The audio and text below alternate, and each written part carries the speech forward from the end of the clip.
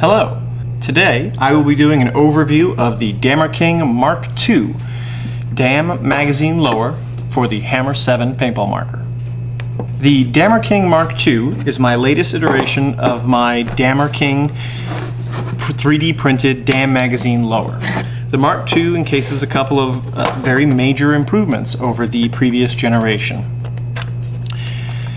The biggest is that it is now a one-piece lower, meaning that the functional parts are one part for the grip frame and magwell. The previous generation had a printed magwell and a printed grip frame.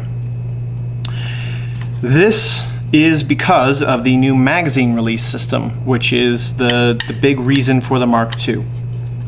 The new magazine release is a much smoother cam-styled paddle magazine release, meaning that it's a much cleaner throw with a much more positive release. The previous generation of paddle release was a little bit stiff and a very short, small throw. This is a much more noticeable throw, and it will cleanly release. I'm not sure I can get a good image until I pull the release, but it's a cam style, just like on my G-Mag lower, and it's a very clean, nice push. The other major addition is that I now have the safety. These will not ship with a safety installed. There will be a hole there, and you can take the safety from your stock Hammer 7 lower and install it.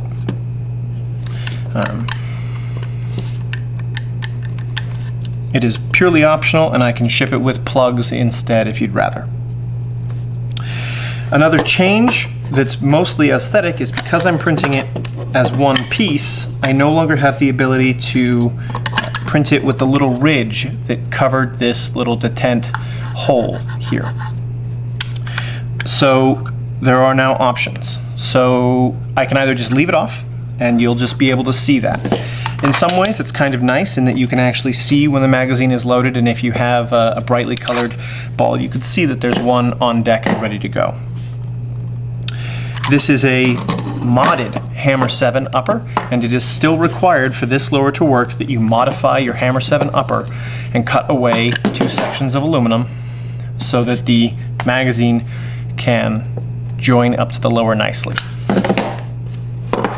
Now, to clean up that, if you do not want to see that little hole in the side of your lower or your upper, I have printed these little aesthetic covers. They have a tab right there and they go right in. You can see, however, that leaves the front a little loose, so they can be glued in place, either with a little bit of acetone or with super glue or something. And those, once they're installed, just kind of nicely cover up that slot.